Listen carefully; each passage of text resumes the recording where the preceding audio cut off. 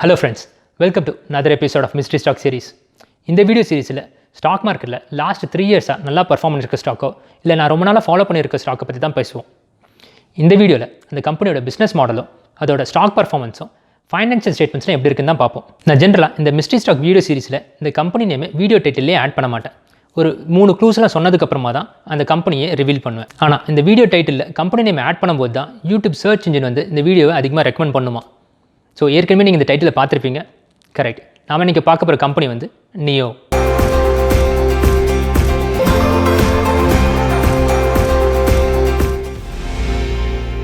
இவங்க அடுத்த டெஸ்லான்னு சொல்கிறாங்க. டெஸ்லாவே கூடி சீக்கிரத்தில் பீட் பண்ணிடுவாங்கன்னு சொல்கிறாங்க. இதெல்லாம் உண்மையாக? அதெல்லாம் தான் இந்த வீடியோவில் டீட்டெயிலாக பார்க்க போகிறோம். என்னோட முந்தைய வீடியோலாம் பார்க்காதவங்க மேலே இருக்க பேனரை கிளிக் பண்ணுங்கள், இல்லை கீழே இருக்க வீடியோ டிஸ்கிரிப்ஷன் லிங்க் இருக்குது, போய் கண்டிப்பாக பாருங்கள். என் பேர் கார்த்தி. வெல்கம் டு துட்டு மணி மணி.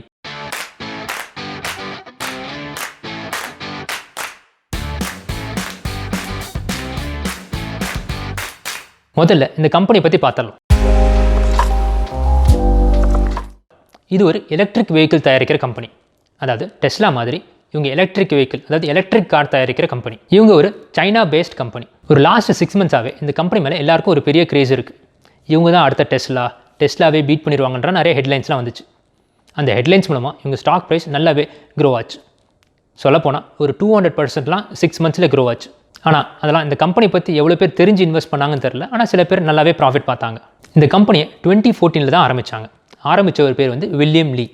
இவர் ஓப்பனாகவே எல்லா மீட்டிங்லேயுமே சொல்லுவார், நான் டெஸ்லாவை பார்த்து தான் இந்த கம்பெனியை ஆரம்பித்தேன், டெஸ்லா தான் எனக்கு இன்ஸ்பிரேஷன்ட்டு ஓப்பனாகவே சொல்லுவார். இப்போதைக்கு இந்த கார் வந்து சைனாவில் மட்டும்தான் செல் பண்ணுறாங்க. கூடி சீக்கிரத்தில் யூரோப், யூகே, ஏன் யூஎஸ்லாம் கூட செல் பண்ணுறதுக்கு பிளான் பண்ணிகிட்ருக்காங்க. சரி, அடுத்து இவங்களோட பிஸ்னஸ் மாடல் என்னென்னு பார்த்துடலாம். இவங்களோட இப்போதைய கோல் வந்து சைனாலே நம்பர் 1 எலக்ட்ரிக் கார் மேனுஃபேக்சர் ஆகணுன்ட்டு. இவங்க இப்போதைக்கு ஒரு 3 SUV செல் பண்ணுறாங்க. இப்போ தான் ரீசெண்டாக ஒரு செடானும் லான்ச் பண்ணியிருக்காங்க.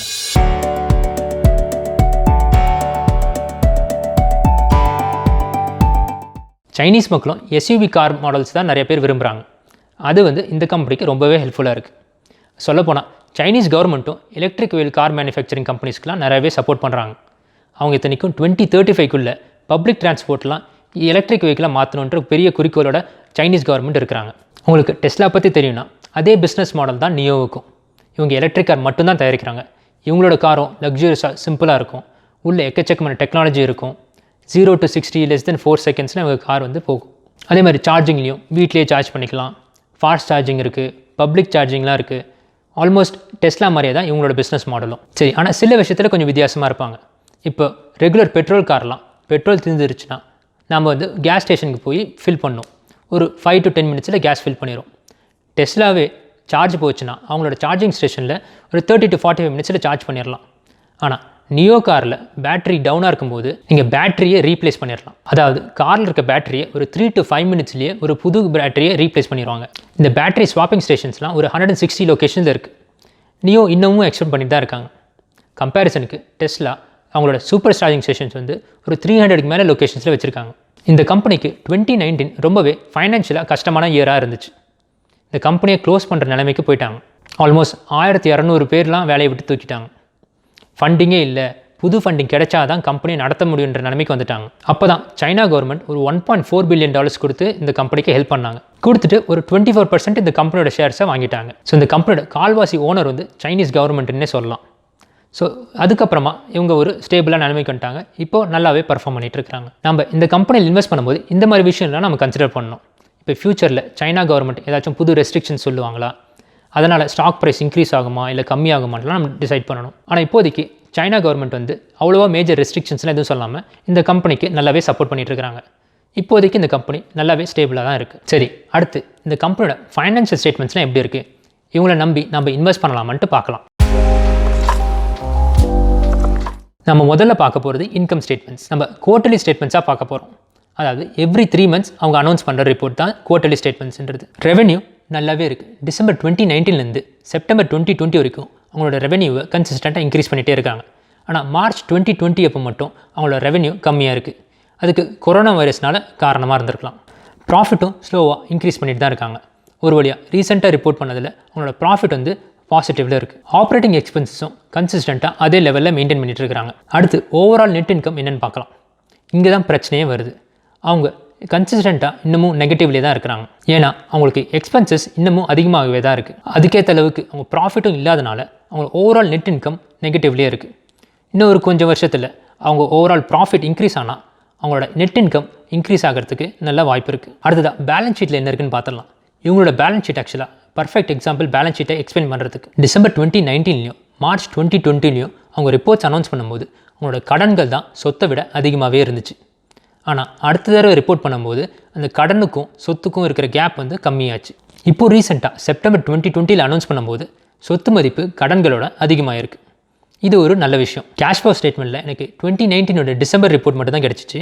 அதில் இவங்க -$600 million இருக்காங்க. இதை பேஸ் பண்ணி இந்த கம்பெனியில் இன்வெஸ்ட் பண்ணுவேன்னா இதுக்கு பதில் வந்து அடுத்த செக்ஷனில் கண்டிப்பாக சொல்கிறேன். இந்த கம்பெனியோட ஸ்டாக் பர்ஃபார்மன்ஸ் எப்படி இருக்குன்னு பார்க்கலாம்.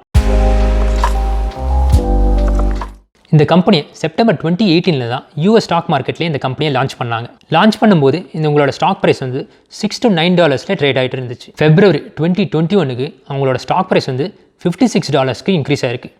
அதாவது 472% இன்க்ரீஸ் ஆயிருக்கு. அதாவது நம்ம எக்ஸாம்பிள் படி 1 lakh நம்ம 2018 செப்டம்பரில் இன்வெஸ்ட் பண்ணியிருந்தோம்னா அது இந்நேரத்துக்கு 5,72,000 இன்க்ரீஸ் ஆகிருக்கும். நம்ம பணம் 2 வருஷத்துலேயே 5 மடங்காக இன்க்ரீஸ் ஆகிருக்கும். ஸ்டாக் மார்க்கெட்டில் சில ஸ்டாக்கை வந்து க்ரோத் ஸ்டாக்கும் வேல்யூ ஸ்டாக்குன்னு சொல்லுவாங்க. ஆனால் என்ன பொறுத்த வரைக்கும் இந்த ஸ்டாக் வந்து ஒரு அல்ட்ரா க்ரோத் ஸ்டாக் தான். ஏன்னா அவ்வளோ அப்ஸ் அண்ட் டவுன்ஸ் இருக்குது இந்த ஸ்டாக்கில். நான் முன்னாடியே சொன்ன மாதிரி 2019 வந்து இவங்களுக்கு ஃபைனான்ஷியலாக ரொம்ப பெரிய கஷ்டமான இயராக இருந்துச்சு. அப்போலாம் அவங்களோட ஸ்டாக் ப்ரைஸ் வந்து $100 போயிருக்கு. நம்ம ஆரம்பத்தில் 2018 1 லட்சம் இன்வெஸ்ட் பண்ணியிருந்தோம்னா கிட்டத்தட்ட 85% ட்ராப் ஆகி, அதாவது 85,000 போய் வெறும் 15,000 தான் இந்த அக்கௌண்ட்லேயே இருந்திருக்கும். ஆனால் இப்போது $50 மேலே இந்த ஸ்டாக் வந்து ட்ரேட் ஆகிட்டு இருக்குது. ஆனால் 2019 அப்போ இந்த ஸ்டாக் வந்து $1க்கும் $2க்கும் ட்ரேட் ஆகிருக்கும்போது நாம் இந்த ஸ்டாக்கை தைரியமாக வச்சுருப்போமா? அது மிகப்பெரிய கேள்விக்குறி. அதுக்கு தான் நம்ம டிசிப்ளினாகவும் கம்பெனி பற்றி டீட்டெயிலாக புரிஞ்சுக்கிட்டு இன்வெஸ்ட் பண்ணும்போது இந்த மாதிரி அப்ஸ் அண்ட் டவுன்ஸை ஈஸியாக ஸ்ட்ரெஸ் இல்லாமல் மேனேஜ் பண்ண முடியும். ஒன்ஸ் அந்த கோவிட் பேண்டமிக்லாம் சைனாவில் கண்ட்ரோல் ஆனதுக்கப்புறம் இவங்களோட கார் சேல்ஸ் நல்லாவே இன்க்ரீஸ் ஆயிடுச்சு. அதே மாதிரி இவங்களோட ஸ்டாக் ப்ரைஸும் நல்லாவே இன்க்ரீஸ் ஆயிடுச்சு. இவங்க ஸ்டாக் ப்ரைஸ் இன்க்ரீஸ் ஆனதுக்கு டெஸ்லாவும் ஒரு காரணம் தான். ஏன்னா டெஸ்லா அப்போ ஒரு $800 $900 ட்ரேட் ஆகிட்டு இருந்துச்சு. டெஸ்லா ஸ்டாக்கை வாங்க முடியாதவங்க நம்ம நியோ ஸ்டாக்கை வாங்கலாம், அது வெறும் $12 $20 தான் இருக்குன்றனால எல்லோரும் நியோ ஸ்டாக்கில் வாங்க ஆரம்பிச்சிட்டாங்க. அதனாலேயே இந்த ஸ்டாக் வந்து இன்னும் அதிகமாக இன்க்ரீஸ் ஆக வாய்ப்பு இருந்துச்சு. அடுத்த செக்ஷனில் நியோ தான் அடுத்த டெஸ்லாவை பீட் பண்ணிடுமா, அட்லீஸ்ட் சைனாலேச்சும் பீட் பண்ணுமா தான் நம்ம பார்க்க போகிறோம். சைனாவில் கண்டிப்பாக டெஸ்லா அளவுக்கு ரீச் ஆகிறதுக்கு வாய்ப்பு இருக்குது. சைனா கவர்மெண்ட்டும் ஈவிக்கு நல்லா சப்போர்ட் பண்ணுறாங்க. சைனீஸ் மக்களும் இந்த பேட்டரி ரீப்ளேஸ்மெண்ட் டெக்னாலஜியை சப்போர்ட் பண்ணுறாங்க. டெக்னிக்கலாக பார்த்தோம் டெஸ்லாவோட ரெவன்யூ வந்து 15% இன்க்ரீஸ் ஆச்சு 2019. அதே சமயத்தில் நியோவோட ரெவன்யூ வந்து 56% இன்க்ரீஸ் ஆச்சு. டெஸ்லா அளவுக்கு அவ்வளோ பெரிய கம்பெனி இல்லைனாலும் இவங்க நிறைய க்ரோத்தும் நிறைய சேல்ஸும் ஃப்யூச்சரில் இவங்க எதிர்பார்க்குறாங்க. இன்டர்நேஷ்னலாக இவங்க டெஸ்லாவை பீட் பண்ண முடியாது. டெஸ்லாவோட ஆட்டோ பைலட் சிஸ்டமும் பேட்டரி டெக்னாலஜியும் சூப்பர் ஃபாஸ்ட் சார்ஜிங்கும் எவ்ரிடே இம்ப்ரூவ் ஆகிட்டே இருக்குது. அதனால் இவங்க டெஸ்லாவை பீட் பண்ணுறது ரொம்ப கஷ்டம். அடுத்த கேள்வி, நியோவில் இன்வெஸ்ட் பண்ணலாமா? கண்டிப்பாக இன்வெஸ்ட் பண்ணலாம். ஆனால் ஒரு 2 to 3 years பிளான் பண்ணுங்கள். அப்போ தான் ஸ்டாக் வந்து கீழே இறங்கினாலும் ரீபவுண்ட் பண்ணுறதுக்கு வாய்ப்பு இருக்கும். சரி, டெஸ்லாவா நியோவா எந்த ஸ்டாக்கில் இன்வெஸ்ட் பண்ணுறது? ஏன்னா என்னை பொறுத்த வரைக்கும் கண்டிப்பாக வந்து டெஸ்லாவில் தான் இன்வெஸ்ட் பண்ணணும். டெஸ்லாவோட ஸ்டாக் ப்ரைஸ் லாஸ்ட் 1 year ஃபாஸ்ட்டாக க்ரோ ஆனாலும் அவங்களுக்கு இன்னமும் நிறைய க்ரோத் ஆப்பர்ச்சுனிட்டி இருக்குது. அதனால் கண்டிப்பாக அவங்களோட ஸ்டாக் ப்ரைஸ் வந்து இன்னும் க்ரோ ஆகிறதுக்கு வாய்ப்பு இருக்குது. ஆனால் இப்போ உடனே இன்வெஸ்ட் பண்ணுறதுக்கு பதிலாக ஒரு மார்க்கெட் கரெக்ஷன் ஒரு 5 to 7% மார்க்கெட்டே டவுன் ஆகும்போது டெஸ்லாவும் ஒரு 10% கிட்ட டவுன் ஆகும். அப்போ நம்ம இன்வெஸ்ட் பண்ண ஆரம்பித்தோம்னா டெஸ்லாவில் நல்ல ப்ராஃபிட் பார்க்கலாம். கடைசியாக ஃபுல் டிஸ்க்ளோஷராக இந்த கம்பெனியில் நான் இப்போ இன்வெஸ்ட் பண்ணலை. இமீடியட் ஃபியூச்சர்லேயும் இன்வெஸ்ட் பண்ணுற மாதிரி ஐடியா இல்லை. ஏன்னா என்கிட்ட இப்போ இருக்கிற போர்ட்ஃபோலியோக்கு நியோ அவ்வளோவா செட் ஆகாது. ஆனால் கண்டிப்பாக இந்த ஸ்டாக் வந்து நெக்ஸ்ட் 2 yearsல 2 to 3 மடங்கு கூட ஆகலாம். பட் அது பரவாயில்ல. இப்போ யாராச்சும் க்ரோத் ஸ்டாக்கில் ஒரு கம்பெனியில் இன்வெஸ்ட் பண்ணணுன்ட்டு நீங்கள் ரிசர்ச் பண்ணிட்டு இருந்தீங்கன்னா கண்டிப்பாக நியோவை கன்சிடர் பண்ணுங்கள். கடைசியாக யூஷுவல் டைலாக்காக இந்த யூடியூப் சேனலில் வர வியூஸ் எல்லாமே என்னோடய பர்சனல் ஒப்பீனியன் தான். இதனால் நீங்கள் இந்த ஸ்டாக்கை போய் கண்டிப்பாக வாங்காதீங்கன்றலாம் இல்லை. ஆனால் இந்த யூடியூப் சேனலை சப்ஸ்கிரைப் பண்ணுங்கள், நல்ல யூஸ்ஃபுல் ஐடியாஸ் கிடைக்கும். இந்த வீடியோ பிடிச்சிருந்துச்சுன்னா லைக் பண்ணுங்கள், சப்ஸ்கிரைப் பண்ணாதவங்க கண்டிப்பாக சப்ஸ்கிரைப் பண்ணுங்கள், முடிஞ்சால் மற்றவங்களுக்கு ஷேர் பண்ணுங்கள். Until I see you next time, be safe, keep smiling. Thank you.